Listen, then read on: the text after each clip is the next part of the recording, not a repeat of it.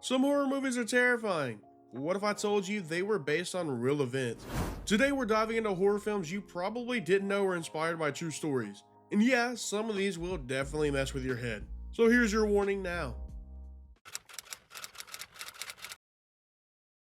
What's up, I'm Sippin, and we all know horror movies love to exaggerate. Ghosts flying across rooms, mass killers that just won't die, demon dolls causing chaos. But what if I told you some of those stories were actually based on real events? Now to preface, I'm not saying everything in these movies actually happened, but there are real people, real cases, and real crimes behind them. And that's what makes them even more disturbing. Today we're diving into horror movies that weren't just made to scare you. They're rooted in reality. And some of these you probably had no idea were true. Stick to the end as one of these blew my mind when researching. But real quick before we jump into the first movie, my comment shout out today goes to Lazon. Thank you. On to the video. The Texas Chainsaw Massacre. Let's start with one of the most iconic horror movies ever made, The Texas Chainsaw Massacre. Released in 1974 and banned in multiple countries for its brutality, it introduced us to Leatherface, the chainsaw-wielding maniac who wears human skin. Considering how huge this movie was, you might have guessed that yeah, it's based on a true story. Well, sorta. The movie was loosely inspired by a real-life killer, Ed Gein, who didn't use a chainsaw, but he did dig up graves, wear human skin, and kept some truly disturbing trophies. Which is why Leatherface was depicted as such. Even after I mentioned all of that, you were probably sitting there like, yeah dude, who doesn't know this? Well, here's something you might not have known. Ed Gein wasn't the only person that Tobe Hooper took inspiration from. In fact, Ed Gein was from Wisconsin, but this man was from Texas, hence the setting of the movie. Elmer Wayne Henley, a native Texan, along with his partner assaulted and killed 6 boys. Co-screenwriter Kim Henkel said that Henley's attitude during his confession was used as the basis of the film's murderers. They know killing and assaulting people is wrong, but only occasionally, and they don't always care. Henkel called it moral schizophrenia. So while neither were running around with a chainsaw, they did inspire the would-be Bubba. Before we jump over to the next film, Ed Gein's actions would also go on to inspire other films. But don't worry, I won't feature those here, but maybe in a part 2 if that's something you would like to see. My next entry is one that holds a special place in my heart. It's actually my favorite franchise. You guessed it, Scream.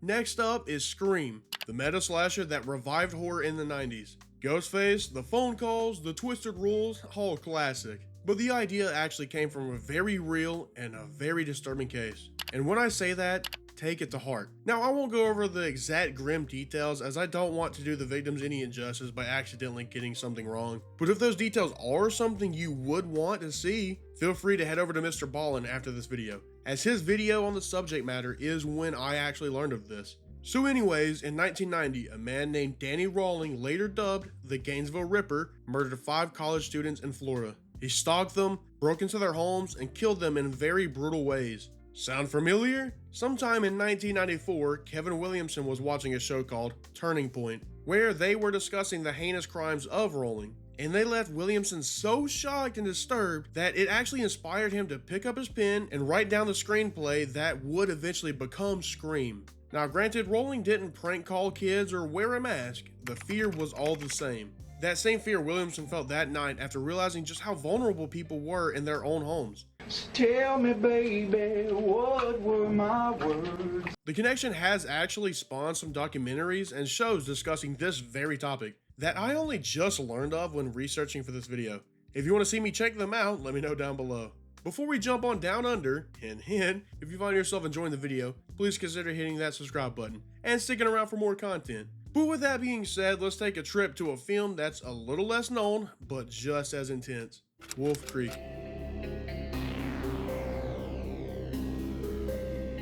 As with most based on a true story movies, they take a true and very much real case and then fictionalize it for an audience. That remains evident in this movie as well. Wolf Creek follows tourists in the land down under who then run across a man that isn't as helpful as he may let on. Wolf Creek is a grim Australian survival horror film about tourists getting hunted in the outback. It's brutal, gritty, and unfortunately inspired by real people. The film pulls from 2 separate true stories, Ivan Milat and Bradley John Murdoch, Malott lured backpackers into the forest before murdering them. He killed at least 7 tourists between 1989 and 1993, in what infamously became known as the backpack killings. The other piece, Murdoch, was convicted of killing a British tourist, Peter Falcone, and kidnapping his girlfriend, Joanne Lees.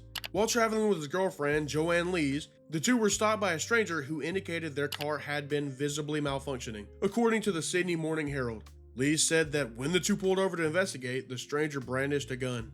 In interviews, Greg McLean, writer and director, has discussed some of the ways that he used elements from both of the killers to create this movie.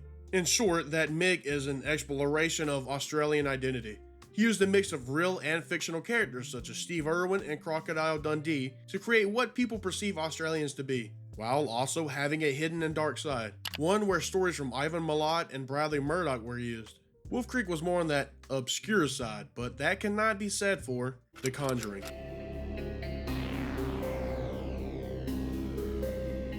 Similar to the Texas Chainsaw Massacre, The Conjuring is a movie that needs no introduction, as it's a critically acclaimed film that also is based on a true story. Before I dive into this one though, it is up to your interpretation if you want to believe in this case or not. The reason I mention that is because the Warrens are widely debated. But with that being said, The Conjuring takes place in 1971 and follows the Perron family as they move into one of the most haunted homes in the world. Let me make a turn here. Instead of retelling the events of the movie, I'm going to talk about what Andrea Perron, the eldest daughter, had to say. In 2011, she wrote a book called House of Darkness, House of Light, which helped inspire the movie. In it, she discusses how everyone experienced paranormal encounters, that some were unpleasant and some were lovely. In fact, the family actually lived in that very house until 1980. But again, some were not good, as the movie surely showed. Andrea told USA Today in 2013 that she secretly witnessed the alleged seance conducted by the Warrens. She said, "My mother began to speak a language not of this world, in a voice not her own. Her chair levitated and she was thrown across the room." Pretty intense. Personally, I would have been gone.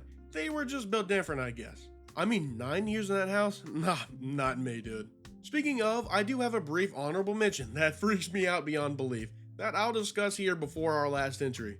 Trust me, you're gonna want to hear me out on this. I had no idea it was based on a true story. My honorable mention is just a little movie called Final Destination. A popular new horror movie just hit cinemas, and the series is actually based on some truth. This is a load of barnacles. I heard that! Final Destination. In an interview with Collider, the creator of the series, Jeffrey Reddick, discusses an article he saw that inspired him. He recalls flying home to Kentucky when he reads of a woman who was on a flight in Hawaii, when all of a sudden her mom called and warned her by saying, "Don't take the flight you're on tomorrow. I have a bad feeling about it." So, she switched flights, and the plane that she was supposed to be on crashed, thus putting the idea into his head. He continues by claiming that it started having him think about premonitions and fate, as he was a big believer in the possibility of people having gifts. The thing that stuck in my mind though is that he read this article, about a plane crash, while he himself was also on a plane. Nope, no sir, I would have rather walked. Similar to Jeffrey Reddick, are you a believer in fate or the possibility in a gift, such as seeing premonitions? Let me know. For me, just trust that after these movies, I'm a big believer in not driving behind a logging truck. Our final entry is one that you would hope with every fiber in your body to not be based on some truth. Up next, we have Saw.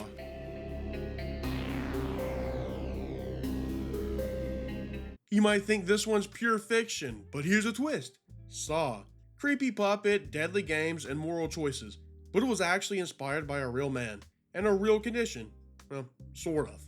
Lee Winnell, the writer for the first 3 films, got the idea for the character of John Kramer based on his own life. Now, he obviously wasn't doing nothing bad or anything, but he recalls when he was 24, he began to have severe migraines. Fearful of something serious like a brain tumor, he eventually went to the hospital to get a series of tests performed, including an MRI, in turn giving him the initial concept. Winnell explained, instead of a doctor telling you you have a year to live, make the best of it, this guy would put people in a situation and say, you have 10 minutes to live. How are you going to spend those 10 minutes? Are you going to get out of it? It, however, actually gets deeper than that. Do you remember our dude Zepp? The guy in the first movie tasked with kidnapping Gordon's family? Yeah, that guy. He was based on a real criminal. James Wan talks about a story he read when he was younger about a man who broke into people's houses and tickled their feet.